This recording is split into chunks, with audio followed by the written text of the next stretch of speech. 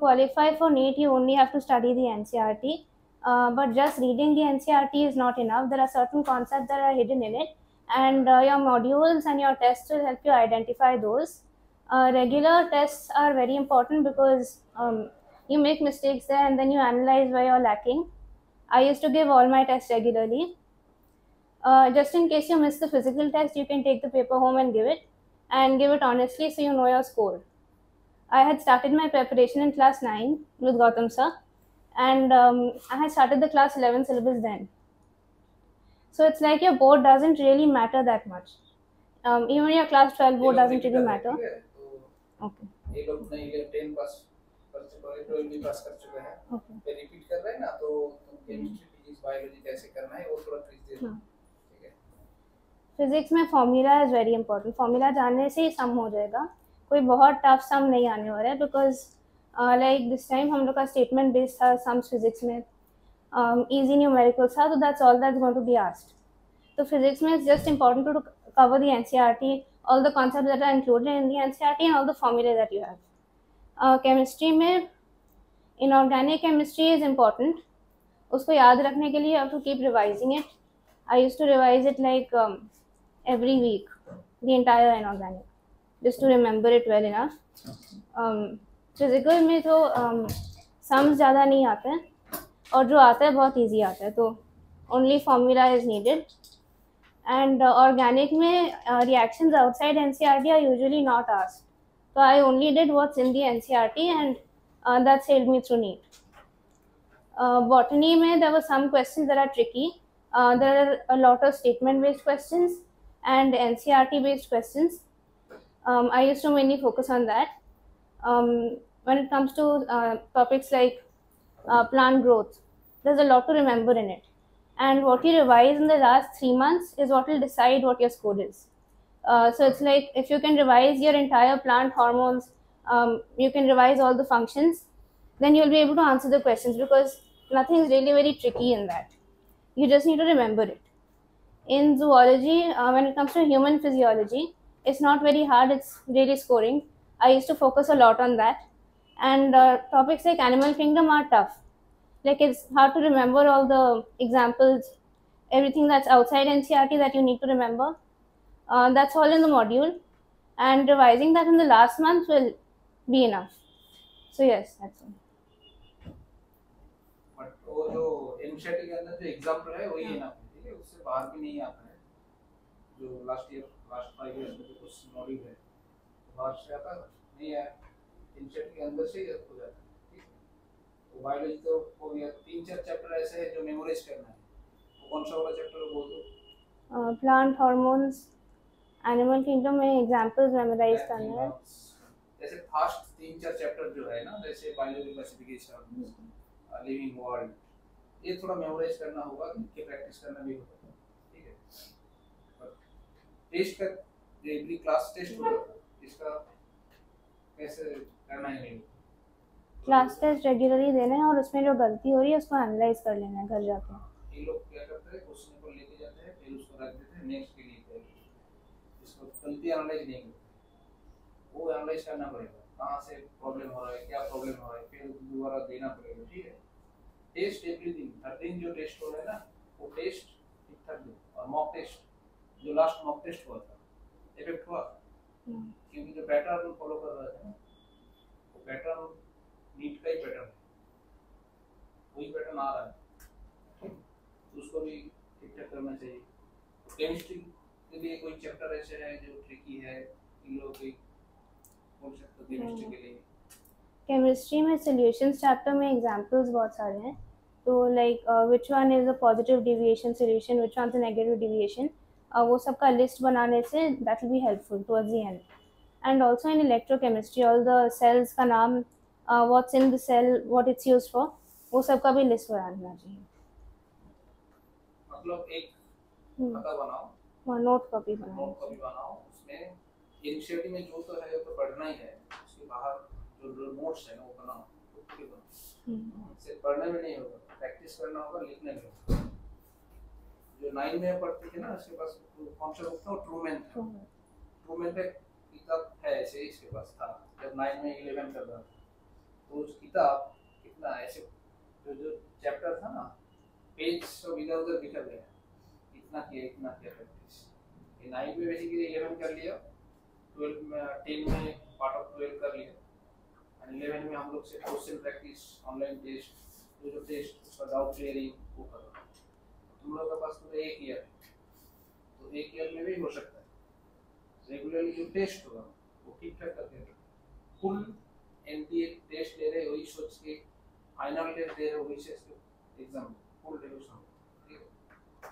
इसका कोई वो फोन नंबर था बट सोशल मीडिया एक्टिव नहीं है, व्हाट्सएप है बट काम करने के लिए, ठीक है। तुम लोग जैसे व्हाट्सएप में सोशल मीडिया में लगभग मैक्सिमम टाइम गुजर रहे हो, ये ऐसे नहीं किया, इसीलिए नंबर इतना है। रिसर्च बैच में ही मिला है, तो रेगुलर नहीं, इस साल ही एचएस दिया था सीबीएसई बोर्ड से। तुम लोग अगर क्वेश्चन हो तो पूछ सकते हो। স্টাডি শিডিউল মর্নিংয়ে আমি ম্যাথস করতাম because I needed for my board. তারপরে I use to focus on completing as much as I can. I used to make a daily target and I used to complete it, but I didn't really have any routine as such. Physics मतलब सिर्फ NCERT काफी है कि दूसरा books भी पढ़ना है? NCERT का theory is needed for the statement base. जैसे इस साल भी एक तो थोड़ा सा एम्बिगुअस क्वेश्चन आया था स्टेटमेंट्स का, but that's entirely from the NCERT, and sums के लिए तो मॉड्यूल इज इनफ।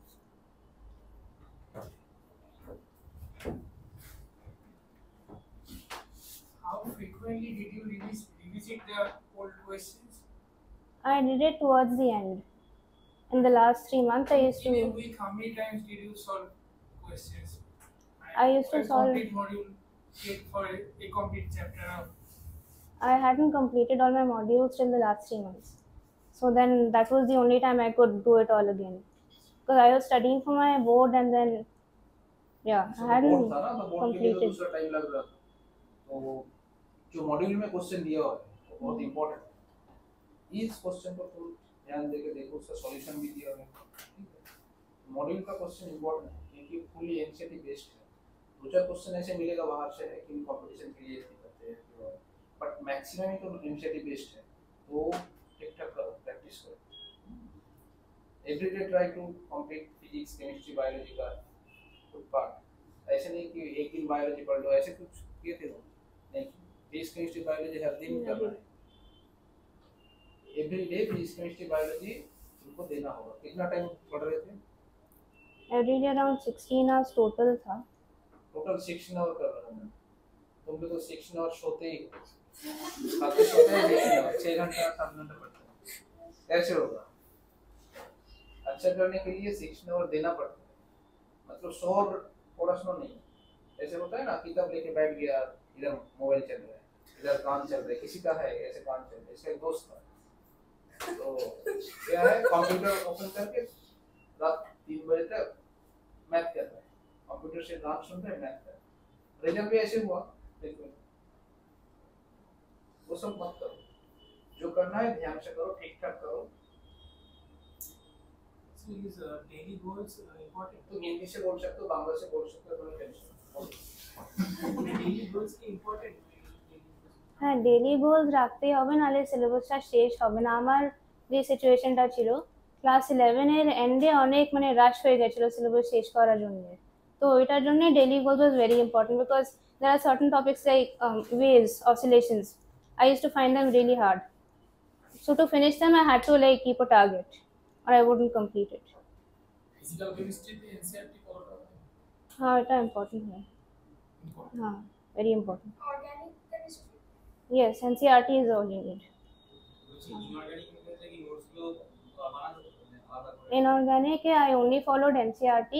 মানে হ্যাঁ। এনসিইআরটি ওই লেখাগুলো মানে যেগুলো খুব ইউনিক, মানে আমি বলতে চাইছি মানে এক্সেপশন কিছু থাকে কমন। ওইটা নোট বানালে ভালো হয়, রিভাইজ করার জন্য ইজি হয়ে যায়। ऑर्गेनिक केमिस्ट्री জন্য নোট বানাতে হবে। অর্গানিক কেমিস্ট্রি আমি বানাইনি, ওটার জন্য কি শুধু এনসিইআরটি? Only NCERT.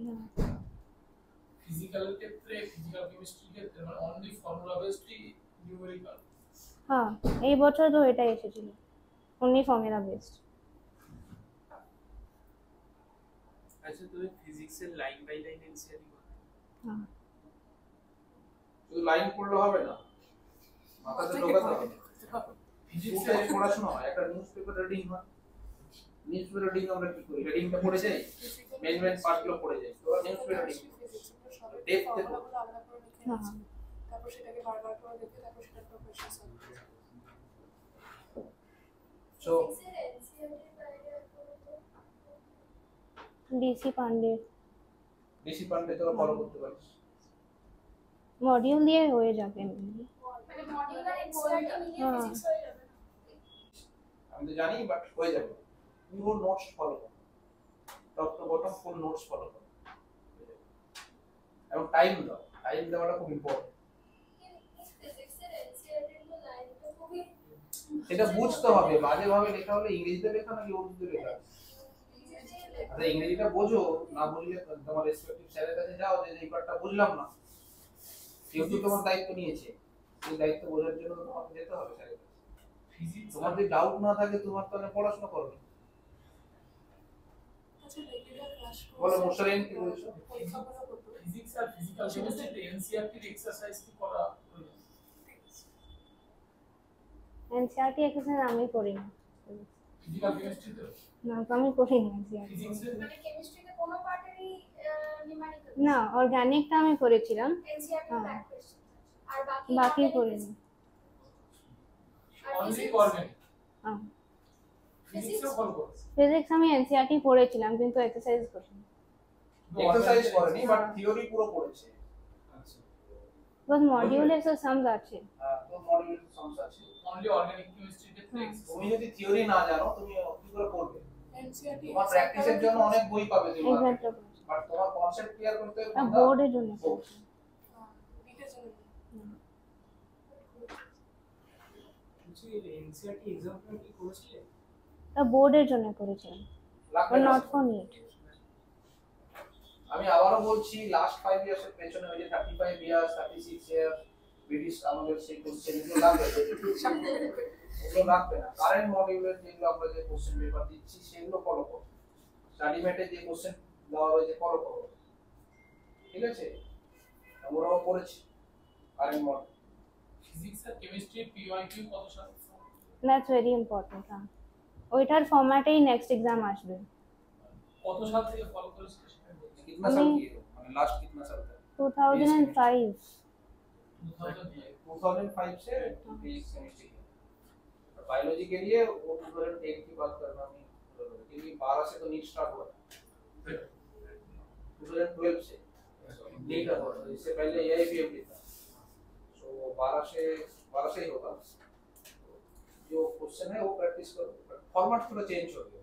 पहले क्वेश्चन पूछा जाता था द पावर ऑफ सब्सटीट्यूशन, ऐसे ऑप्शन माइटोकॉन्ड्रिया क्वेश्चन आया था 2016 और 17 में क्वेश्चन आया था, माइटोकॉन्ड्रिया गोल्गी बॉडी ऐसे क्वेश्चन, बट अभी तो ये क्वेश्चन नहीं आता है। इससे स्टेटमेंट क्वेश्चन दे देगा, इससे एसेसमेंट रीजनिंग देगा, तो अंदर वाला चीज को देखना पड़ेगा। स्वामी डिजिटल का हाँ और टाइम कैसे मैनेज करते पूरा first 40 minutes physics and then chemistry and then botany then zoology, फिर bubbling। लास्ट में बात हाँ and bubbling के time I used to check it। मतलब बबलिंग के पूरा क्वेश्चन पेपर करके उसके बाद में नहीं एक-एक bubbling chapter, हाँ एक- एक क्वेश्चन करके उसको चेक करके फिर bubbling। देखा, इन लोगों को मैंने बोला जो क्वेश्चन एक एक पेज करके बबलिंग कंप्लीट कर लो। ये लोग है सुनते हैं सब कुछ, फिर जाके क्या करते हैं 180 क्वेश्चन कर लेते हैं, फिर बबलिंग स्टार्ट करते हैं, फिर गलत करते हैं, 6-7 तक गलत कर रही है। आयुष कहाँ गया? हाँ ऐसे करता है, नहीं सुनता है।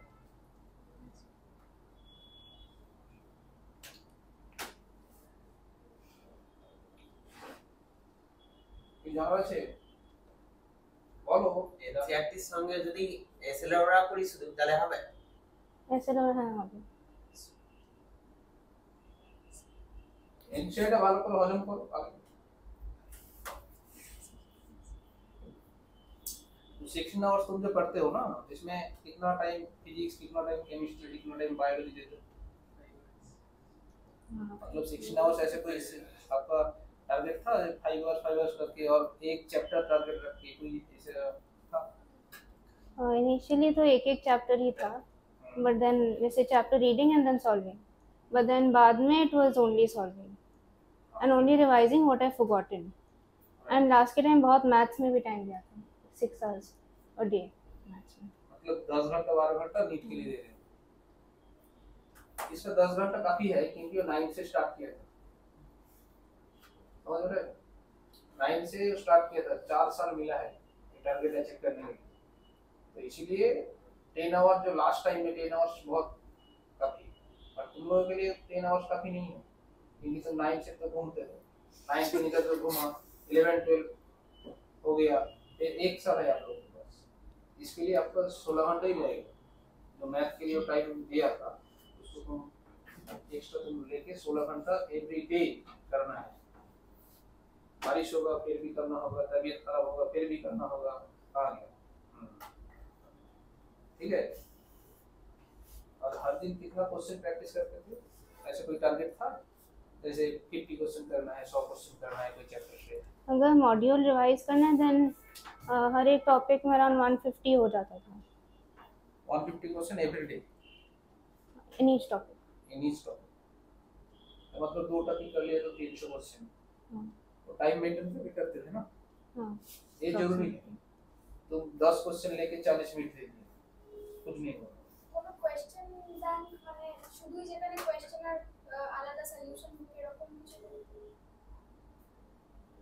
তুমি যেখানে যেখানে পড়বে যা যা মেটেরিয়াল দেবে ওখানে লট অফ কোশ্চেন আছে। তুমি আমার স্টাডি মেট পেয়েছো?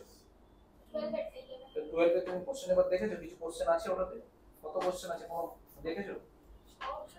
দেখছিলাম কোয়েশ্চেন দেখোই নি এখন। মোর দেন 200 কোশ্চেন তুমি পেয়ে যাবে। তো একটা চ্যাপ্টার 200 পাচ্ছ, ওটা কমপ্লিট করো। তারপরে তো আমার এখানে লট অফ বুকস আছে, নাও প্র্যাকটিস করো। কেউ তো বারণ করেনি, তোমাকে তোমার খিদে টানতে হবে তো। Post any question? আচ্ছা, এটা যখন পেপার দিলে তখন কি টাইমের আগে শেষ হয়ে গেছে পেপার? না, আমার মানে ডট এট 5:20 শেষ হলো। কারণ নিতে তো এমনি 20 মিনিট 30 মিনিটে আমরা নষ্টই হয়। সাইন করতে 10 বার সাইন করতে হয়, 10 বার ফিং দিতে হয়, মুখ দেখাতে হয়, সব কিছু কমপ্লিট করার পরেও করতে হয়, তাই তো? তো ভালো করে করলে করা যায়। স্বস্তিকা কি জানার আছে? স্যার জি, একটা চ্যাপ্টার পড়ার পরে মানে সেটাকে আবার মানে কবে রিভিশন তো করতে নিছে, সেটা মানে আবার কবে রিভিশনটা করতে, মানে একটা সপ্তাহ মানে एक चैप्टर करने के बाद कितना टाइम और रिवीजन करने का? मैंने सेल कर लिया, तो सेल कितना टाइम देगा? सेल के बाद করেছি, তারপর কবে ওটা রিভাইজ আবার করব। রিভাইজ আমি in the form of questions করে নিতাম, so that was like an ongoing process with the other chapters also. Basically एक चैप्टर कितना टाइम रिवाइज करना चाहिए? एक चैप्टर को आफ्टर अराउंड 2 वीक्स रिवाइज कर लिया, আচ্ছা या फिर अगर मॉक टेस्ट हुआ बहुत सारे टॉपिक्स पे तो रिवाइज हो ही जाएगा। कोई क्वेश्चन प्रॉब्लम आया तो फिर रिवीजन चाहिए, तो क्वेश्चन करने के बाद उसका सॉल्यूशन ढूंढना होगा ना। पेपर ले जाके रख देने में नहीं होता, उसका क्या सॉल्यूशन है वो भी देखना होगा, क्यों भूल हुआ है वो देखना होगा। फिर उसके भूल हुआ है मतलब क्या है, उस प्रॉब्लम और अगर तुम्हारा समझ में नहीं आया और तुम ठीक ठाक प्रैक्टिस नहीं किया तो उसको सॉल्व करना होगा। तो मतलब एक चैप्टर करीबन 20 से ज्यादा टाइम रिवीजन हो जाएगा एक साथ, ठीक ठाक करोगे तो एवरीडे रिवीजन। क्योंकि देखो फिजिक्स केमिस्ट्री बायोलॉजी तो तीनों मिला के तुम्हारा 5-5 घंटा तो ऐसे टारगेट आ ही जाएगा। तो इनिशियली में एक सेक्शन 4 पेज है, 5 पेज है, तो कितना टाइम लगेगा? उससे क्वेश्चन प्रैक्टिस करो, एक बार रिवीजन करके एक दिन तक टारगेट खुद बना रूटीन। ऐसा भी तुम्हारा रूटीन था वीकली एक इतना करेंगे, तो गोल कैसे फिक्स करते थे? गोल पर डे डिपेंडिंग करते थे, पर वीक और ऐसे कुछ? नहीं, पर डे। Per day. तो एवरीडे वो गोल फिक्स करते, ये चैप्टर करना है तो करना ही है। मतलब फिजिक्स केमिस्ट्री बायो में 1-2 चैप्टर करके उसे करो, বুঝলে তানিষ্কা? এবার পড়তে হবে প্রতিদিন। कुछ पूछना है? कुछ चैप्टर ऐसे है जैसे याद नहीं रहता है, ट्रिक्स पूछना है, पूछो तो ट्रिक्स यूज किया फिजिक्स केमिस्ट्री से कुछ ওটার জন্য অ্যাক্রোনিম নিয়ে ওটার অর্ডার, ডি ব্লকের এলিমেন্টসের অর্ডার, এফ ব্লকের এলিমেন্টসের অর্ডার, অ্যাক্রোনিম নিয়ে ওটা করে নিতে হবে। অ্যাকর্ডিং নিয়ে সবসময় মনে থাকবে মানে ওরা পার্সেন্ট টু পার্সেন্ট না। করতে হবে। আমি নিটের একদম আগের দিনই রিভাইজ করেছিলাম ওটা, তো just revise it before your exam, তো এটা মনে থাকবে। বায়োলজির জন্য বটনি আর জুও সেকশনে মোটামুটি পরীক্ষায় কত মিনিট 90 কোশ্চেন করার জন্য কত মিনিট মানে লাগতো? 20 minutes each approximately। 20 सब्जेक्ट मतलब 45 question 20 minutes, about 45 question 20 minutes, 90 question total 40 minutes में 90 क्वेश्चन। जो तुम लोग 50 क्वेश्चन 30 मिनट में देने ऐसे करते हो, नीट एग्जाम में साइकोलॉजिकल प्रेशर होता है ना, टाइम का प्रेशर होता है, एग्जाम प्रेशर होता है, एक क्वेश्चन नेगेटिव हो जाएगा तो 5 मार्क्स चला जाएगा, इसका प्रेशर होता है। वो सब कंट्रोल करके वो करना पड़ेगा 20 मिनट के अंदर, 25 मिनट एक एक सेक्शन, क्योंकि बॉटनी एंड जूलॉजी में टाइम तुम सेव कर पाओगे तो फिजिक्स केमिस्ट्री में दे पाओगे। समझ में आ रहा है? इसलिए क्या चाहिए, बहुत प्रैक्टिस चाहिए। क्वेश्चन ऐसे दिखेगा उधर, कुछ कॉमन क्वेश्चन भी दिख जाएगा, इतना इतना प्रैक्टिस किए, तो इसके लिए बहुत प्रैक्टिस। ठीक है, কি ডক্টর হতে চাও? কার্ডিওলজিস্ট। कार्डियोलॉजिस्ट। तो नंबर हमें दे दो तो के इसके बाद ज्यादा फीस लेना, ठीक है? पिछली साल 722 स्टूडेंट था और 2022 में 715 हाईएस्ट ही हुआ नीट में। तो इस साल तो बहुत सारा नंबर मिल गया एनटीके का, ठीक है? तो 700 क्रॉस करने के लिए एक साइकोलॉजी में बहुत बैरियर होता है, क्योंकि एक क्वेश्चन एक्स्ट्रा कर दिया, गलत हो गया तो 5 नंबर चले जाएगा, वो प्रेशर बहुत आता है। 700 जो बच्चा क्रॉस किया ठीक ठाक करते हैं, वेस्ट बंगाल में जो रिजल्ट आया तो ठीक ठाक रिजल्ट आया, तो उसके लिए बहुत मेहनत। जैसे एक बैरियर होता है 600 650, तो 650 क्रॉस करने के लिए भी एक बैरियर होता है, 700 क्रॉस करने के लिए भी बैरियर होता है, ठीक है? तो इसके लिए साइकोलॉजिकल प्रेशर बहुत है, इसलिए बहुत प्रैक्टिस करते हैं। बट स्मूथली कर लिए, एक छोटा भूल कर दिया केमिस्ट्री में, नहीं तो 720 हो जाएगा, 67 से जाएगा 68 करने एक का। तो गलत फिजिकल केमिस्ट्री। यूनिट का प्रॉब्लम होता है।